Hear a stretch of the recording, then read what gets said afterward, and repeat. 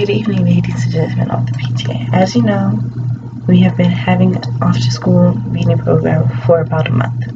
We need to assess whether or not this reading program is benefiting our children or if it is just there to be there.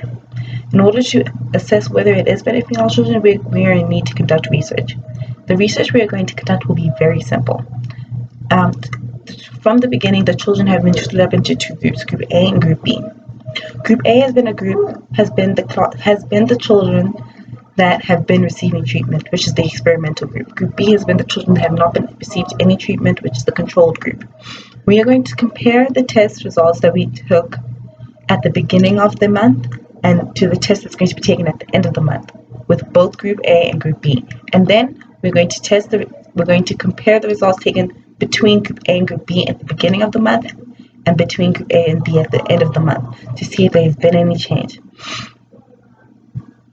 The variables we'll be looking at specifically will be the dependent and independent variables. The dependent variable will be the after school reading program, which we are able to measure. We're able to measure to see whether or not the children are attending these classes and see how much they are doing. And then the independent variable will be the results, the grades that they received in the beginning of the month and at the end of the month from these tests. A possible intervening variable is how much the possible intervening variable is how much the sleep the children are receiving, if they are in fact leading a healthy lifestyle, whether or not they are tired before or after class, because if they are tired before the class starts, then they are most likely not to pay attention. And then we also need to know that there is bias that can come into our research, which will affect our results, and we will not receive accurate ones. The Hawthorne effect is one, and it is vital that we make sure that the children do not know that we are taking these, that we are monitoring them, and we are looking at their grades so that they will not change the way that they are acting.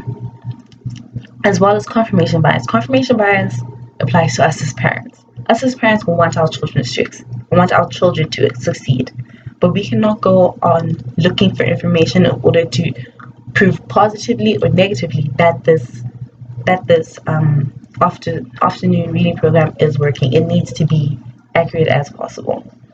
In this assignment, I really did learn that it takes a lot into conducting research, such as how long it's going to take, how accurate the research is going to be, to see such intervening variables, illusionary correlation that could come into play. But then I really did enjoy the assignment because it made me think about